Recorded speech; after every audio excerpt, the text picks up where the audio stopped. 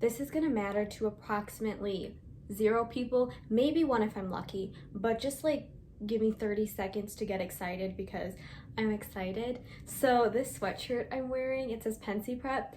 This is merch for a band. The lead singer in the band was Frank Iero, who was the guitarist in My Chemical Romance. Oh my gosh, I can say is the guitarist in My Chemical Romance now, since they technically are together again, but who knows with the pandemic. But anyway, this was one of his early bands when he was in his really late teens / early 20s. I literally think he was younger than me when he started this band, which I think is wild. Anyway, they disbanded when MCR became a thing and Frank was in MCR. And you're probably wondering, why is this relevant to BookTube? It's really not, but yeah, he released merch from this band that is literally like 2 decades old and only produced 1 album, and I'm so excited that I actually got merch of it and I got the vinyl of it, and I'm so excited. But the reason I am trying to make it fit my BookTube video, I mean like just for this little beginning clip, is because the band is called Pensy Prep, which is a reference to the book The Catcher in the Rye. That's the school in The Catcher in the Rye, and I just love that so much because The Catcher in the Rye is one of my favorite books and Frank Iero is one of my favorite musicians, and now I have a sweatshirt that doubles as both band merch and book merch, and I just love it so much. Okay, thanks for listening to me. Let's go back to the wrap up. Hello, my name is Elise, and this is going to be my February wrap-up. Yes, we are already in March somehow. I don't know how that happened. But for this month in February, I read 9 books. We're gonna say it was 9. Technically, the first book I read, I started in January, and it just took me forever, and I finished it in February. And the last book I read, technically I started it at the beginning of February, and then it took me forever, and I didn't finish it until March 1st. But we're just gonna pretend that was in February because I don't want to wait till my March wrap up to talk about it. So let's get into it. This month was kind of hard for me to read books, even though I did end up reading 9. I was doing the Toy Story Woody's Roundup readathon that Lily came up with from Literary Lily, and it was such a fun readathon, and I really enjoyed making my TBR, but then I didn't stick to my TBR, so yeah. But that's totally normal for me because I don't think I've ever stuck with a TBR before. So yeah, what's new?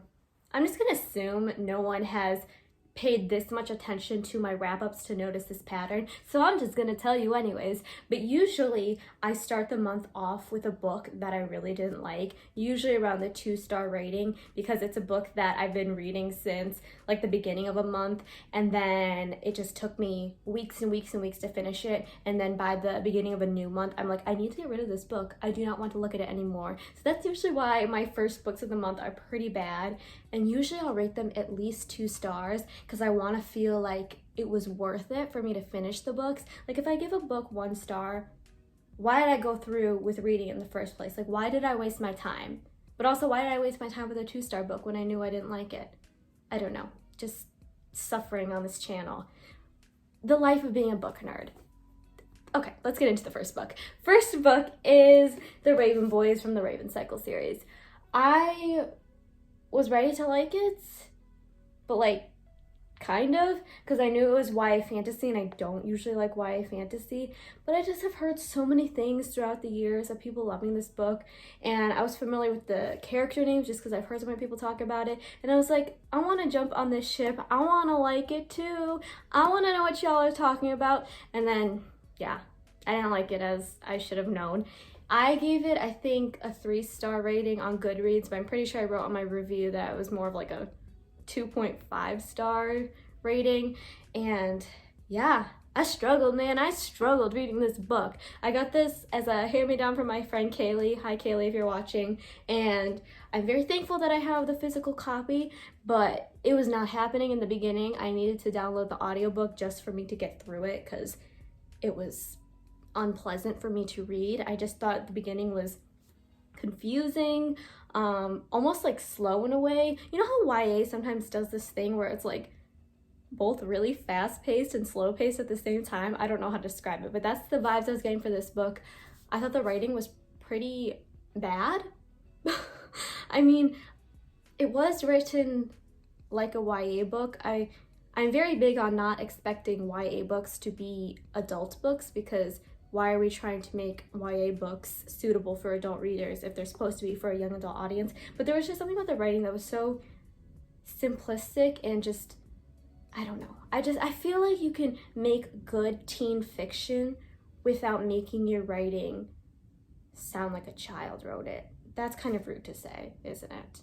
Anyway, yes, didn't like it. I was disappointed. Will I continue this series? Maybe.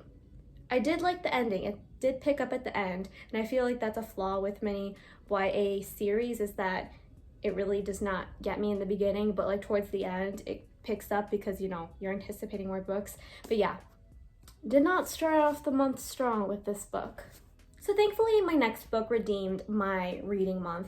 I loved it so much. It was Happily Ever Afters, and I will be honest, I am a dork, and I wanted to read it first because the cover is gorgeous. I love illustrated YA covers, and also because the description sounded good. It was marketed for fans of Jane the Virgin, which I loved, but I will be completely honest here.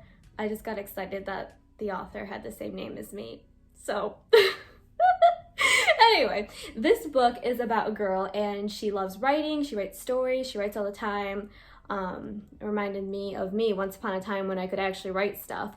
But she ends up enrolling in this super cool writing school, or it's like an art school, and she's in the writing program. And this is going to be her chance to develop a novel and develop all these writing skills. It's great. It's perfect for her, except when she shows up to the class, she just cannot think of anything to write, and she has this major writing block issue, and it just continues for the entire semester, and it's not great. So her friend suggests that in order to get some writing inspiration, she should find her own real-life romance to inspire her and give her something to think about, write about, all of that. This sounds so, I don't know, not like something I would enjoy when I was starting off looking at reviews and everything. It just seems so, not cliche, I don't know how to describe it, but spoiler, I loved it. It is so cutesy. I'm having a hard time describing it. I just was like squealing the whole time while listening to it as an audiobook. It's super cutesy, and the main character is going off after the wrong person. But it's really obvious that she's going after the wrong person. Literally everyone in the story and all of the readers know she's going after the wrong person, except the main character. And the other love interest is just on the side like, hi, how about me? And this other love interest is a baker who bakes like pies and cupcakes and stuff. I just think that is important to mention.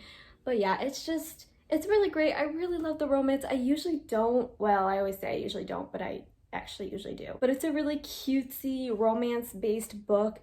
Definitely about a love triangle, kind of, but I just really like that the author could incorporate other things in it about self-doubt, and there were some racial issues and microaggressions going on, and there was things about friendship and family and figuring yourself out, and I just loved it so much. I really did, and I really related to the whole writer with writer block thingy, so maybe I have to go find my real life romance to get writing inspiration. Not happening in this pandemic. So the next book is Release, and I think this might have been my favorite book of February. It's a coming of age YA book, and it's about a boy named Adam, and he's the son of a preacher, and he's from a small town, and he just has a lot to deal with at the time. He is dealing with internalized homophobia, religious conflict, an ex-boyfriend, his friends leaving town, also some sexual harassment. So yeah, there's a lot weighing down on Adam, and it's a lot for him to go through, especially since he's from a quiet town, so talking about all these issues isn't very natural or easy for him. So yeah, I thought this was pretty much my ideal coming of age YA book. It was so raw and tender, which is my favorite thing in books, and there were some moments where I really felt like I was almost invading the main character's life because it was so intimate and detailed, and you just really got such a good understanding of the main character's feelings and motives and all the things that were just getting all muddled in his mind, and I just loved it so much. I haven't read a Patrick Ness book in quite a while.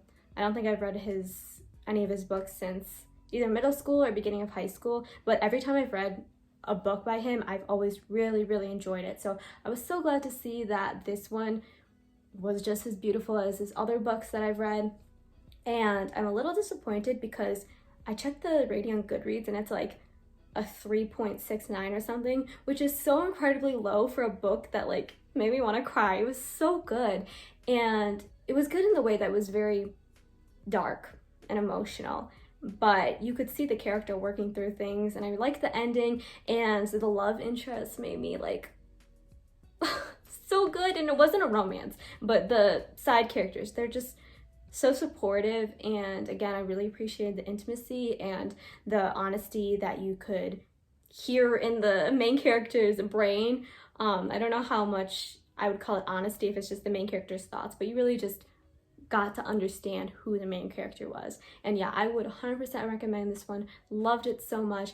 But just check out the trigger warnings. I wrote them out in my review if you're interested. There's some homophobia, sexual assault, and stuff like that. But yeah, really, really was surprised how great this was, because I actually hadn't heard of it until I downloaded it off of Hoopla. The next book I read was Bellya, which I have not heard of prior to reading it. And the only reason I did pick it up was because I saw it on an LGBT book list, and it was under a category of pregnant characters. And I have never seen a YA book that was LGBT and had a pregnant character before. I don't even know if I've read a book with a pregnant character before. But yeah, so I was really intrigued to see what that was about, and I saw that my library had it, so I was like, yeah, let's go for it. I was so impressed by it.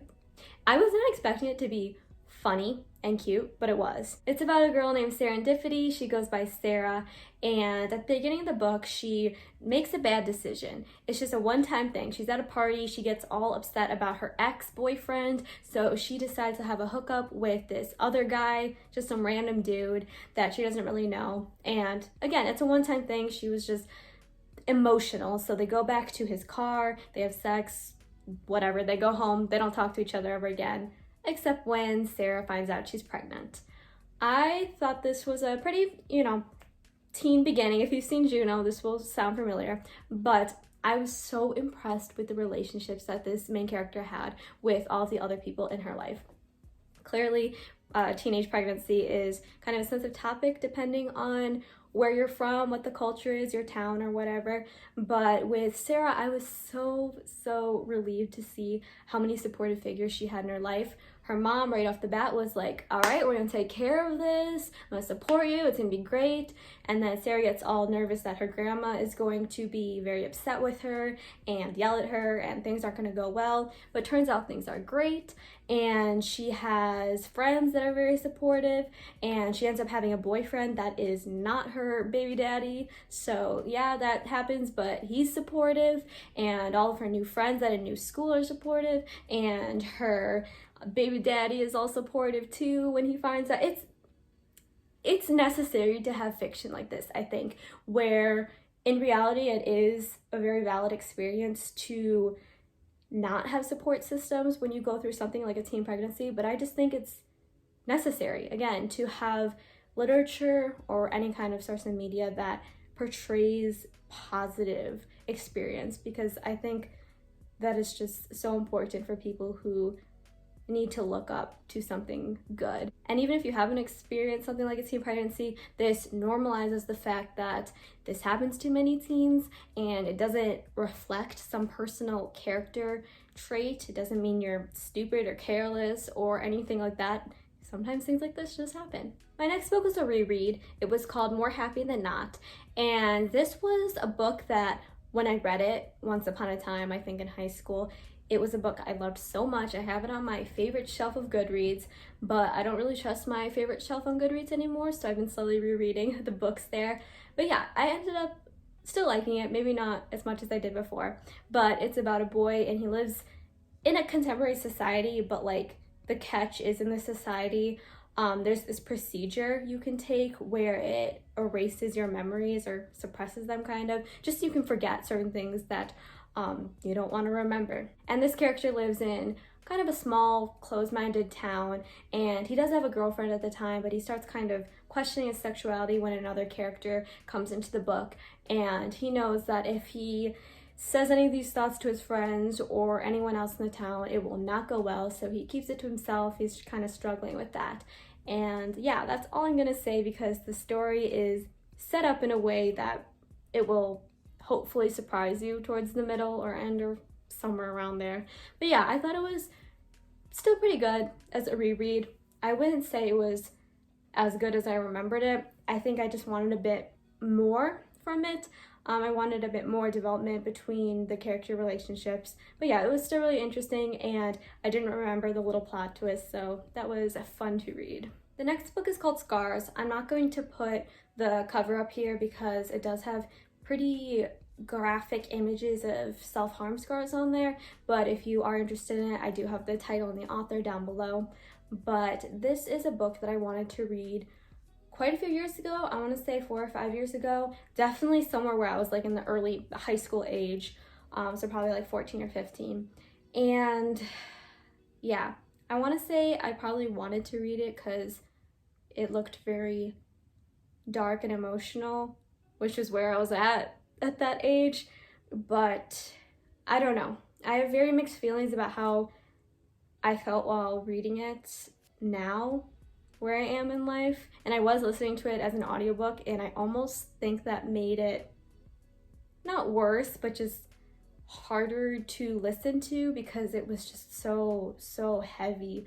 And I mean, I was not having a good time. I was not supposed to be having a good time, but I don't know, I feel like there's some books that are dark and heavy, but like you still want to keep reading them, and some of them are so dark and heavy that like you want to put them down because you just do not feel great. But yeah, it's about a girl, and she is struggling with some really serious issues. She was sexually abused as a very young child, and she can't remember who her abuser was, so the whole book is kind of her afraid that her abuser is going to come back and hurt her again, and she's struggling with a really serious self-harm issue. And yeah, there's a lot of heavy themes in here. I'm not going to say too much about it because I don't want anyone to have to listen to me if you don't want to hear about this, but I do have all of the trigger warnings that I caught in my review if you're interested. But yeah, I'm really struggling to formulate what I thought about this book into words, because it is based off of the author's own experiences, and actually I'm pretty sure it's the author on the cover. And I finished the book because I felt like I had to hear the author's story, but also it was just a lot to consume. And I feel like if I read it back in the day when I first wanted to read it when I was younger, maybe I would have gotten something different out of it, because I was, I don't know, in a sadder, darker place. But I just feel like as of right now, like where I am in life, I just did not have a great time reading it. But it wasn't a bad book, it was just too heavy for me. And here we are again with a book that left me with conflicting feelings. It was called As Far As You'll Take Me. And this was one of the books that was definitely on my anticipated 2021 releases, but yeah, it just wasn't really what I was expecting. It's based off of the summary. It's about a boy named Marty, and he comes from a closed-minded small town. That seems to be a theme in this wrap-up. But he is gonna go to London for this summer program for his, oh my gosh, I can't remember what he plays. I think he plays trumpet. Does he? Well, anyways, he's in the band. I don't know why I can't remember. I read this over the course of an entire month because I was struggling with it. But yeah, he's gonna go join this band program in London, and he's gonna make all these friends. He has plans. He wants to escape his hometown because his parents are really religious, and he's a gay teen, and he does not want to be dealing with all of his parents nagging him about religious beliefs. So yeah, all of that. It's supposed to be great. But then the book kind of takes turns I wasn't really expecting. There's definitely the whole aspect of family and religious conflict, which I was expecting, but also there is some insta love that happens like literally instant. It was right there at the beginning, but the relationship definitely takes some negative turns, and you see Marty making decisions about himself in order to impress his boyfriend Pierce that are not healthy. and Marty also struggles with some disordered eating and body image issues, and I did appreciate that. Not that he was struggling, but that the author delved into those issues, because it's very, very difficult to find books that deal with body image and eating disorders in men in literature, especially books on that topic that are written by men, because I've only come across a couple and they've all been written by cis women, I'm pretty sure. So yeah, I mean, that part was unexpected, but I did appreciate that representation. But I thought it was gonna be more lighthearted, and I like lighthearted books, okay? And it just took some turns that were very dark, and I'm not saying that was bad, but I don't know, it just dragged on at some points, and at other points I just really wanted to like shake Marty and tell him to get it together. And other times I wanted to do that to his friends, because clearly Marty was struggling. So yeah, I gave it 3 stars because I really didn't know what to think. It really took me a long time to get into, but towards the end I thought it was better, maybe. There was also a lot of really toxic friendships in there, which I think all of these things would have worked if there was some more balance, but everything just made me go, oh my gosh, these poor characters, and I just really wanted a bit more happiness out of it. I don't know. This next book is another book I reread because it was on my favorite shelf and I wanted to see if it was still a favorite. Guess what? It was totally still a favorite. It is Forgive Me, Leonard Peacock, and I think this is my 3rd time reading it. Maybe 4th, but I want to say 3rd. I did not read the physical copy that I actually own. I listened to the audiobook for the first time, but it was great. And yeah, this is a edgy emo boy mental health book, but unfortunately those are probably some of my favorite types of books.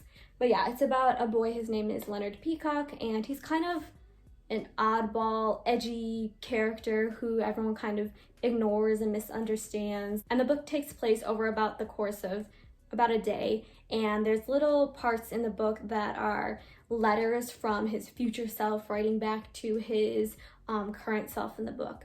But yeah, at the beginning of the book, it is his 18th birthday, and no one has remembered his 18th birthday. So this might seem kind of disappointing, but for Leonard, it's a huge deal because he has already been so ignored by people, and he has some other problems that he's been dealing with and pretty traumatic stuff that you will figure out later on in the book, but he is not going to have it anymore. So what he decides to do is wrap up a few gifts for some people who were very significant in his life. He wraps them up in this pink wrapping paper, and he's going to one by one give the gifts to the other people instead of him getting gifts for his own birthday. And then his plan is to shoot this boy who did something very traumatic to him, and then he's going to commit suicide. So yes, it is a pretty dark book, and this character the entire time is just dealing with immense mental health issues, and yeah, just a million trigger warnings right now for homicidal and suicidal thoughts, pretty graphic mentionings of self-harm. He doesn't actually go through with self-harm, but he does describe it in detail. There's a lot of Holocaust imagery in here. He carries around a gun. There's some homophobia, there's sexual assault, and there's alcoholism of a parent, there's neglect, there's a lot. So yeah, this is my comfort book, guys. But the reason I like this book so much is because, well, first of all, I just really like edgy boy characters, if you couldn't tell by the whole Pensy Prep Catcher in the Rye thing. If you don't like Catcher in the Rye, do not read this book. But I just really liked how Matthew Quick was able to take such an angry, misunderstood, traumatized character who's literally planning on killing someone and then killing himself, but he somehow turns things around, and you really get to understand what Leonard is thinking, and he has these really interesting relationships with different characters. There's this old man he watches movies with, there's this Holocaust teacher of his that he ends up developing a really strong kind of mentorship, almost father relationship with, that I really loved.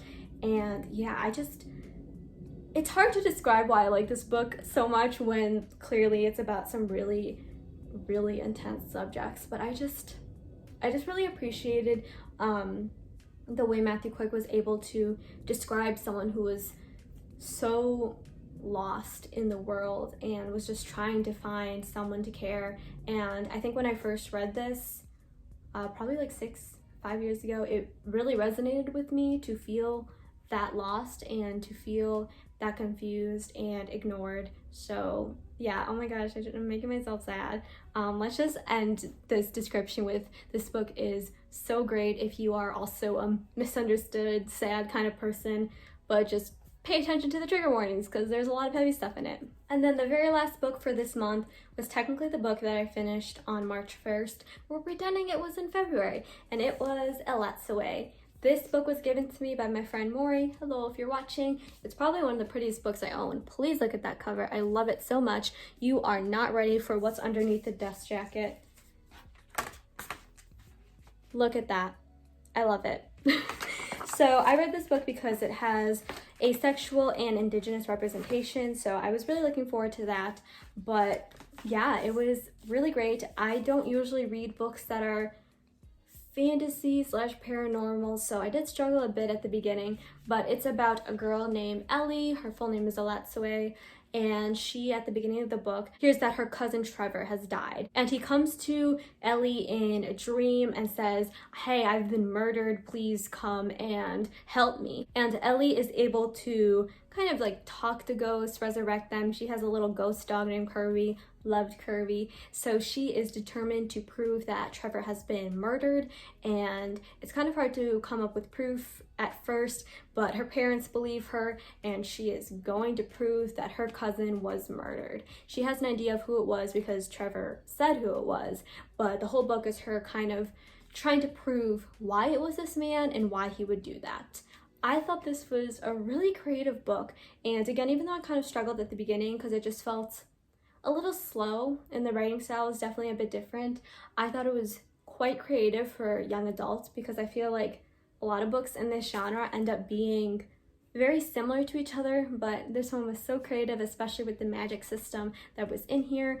And I loved all the characters, especially the main character, Elatsoe, and the representation was great. I really, really enjoyed the asexual representation because, first of all, the word asexual was put on the page, like it was a word in the book, which was fantastic. It wasn't something just skirted around, but also it wasn't a big deal.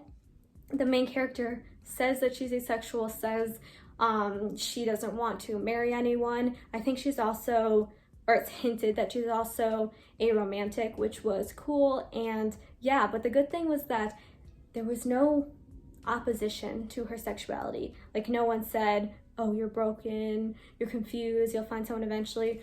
And while that is a valid experience, I just think it was nice to see someone who was supported in a book. You know, just completely supported for her sexuality without any pain attached to it. And even though it is totally valid to feel pain and confusion regarding your sexuality, I just think we need more books that do not highlight pain, because sometimes you just don't want to keep reading about pain regarding your identity. So yeah, overall, so good. It was a great book to end / start the month on, and Kirby the ghost dog was fantastic. I want a ghost dog too. So that was it for this month. I had a pretty mixed month as per usual, but I think that's good. I think that means I'm reading many different books of a variety, right? And I think that's great. I did fail with my TBR, and knowing that, I still made another TBR for March, so maybe that one will go better, but like probably not, because it never does. Thanks so much for, oh no, I was trying to do my peace signs. There we go. Thanks so much for watching, and goodbye. So she decided, what is my, okay. I did read it for that representation, and I'm out of breath. I ran up the stairs.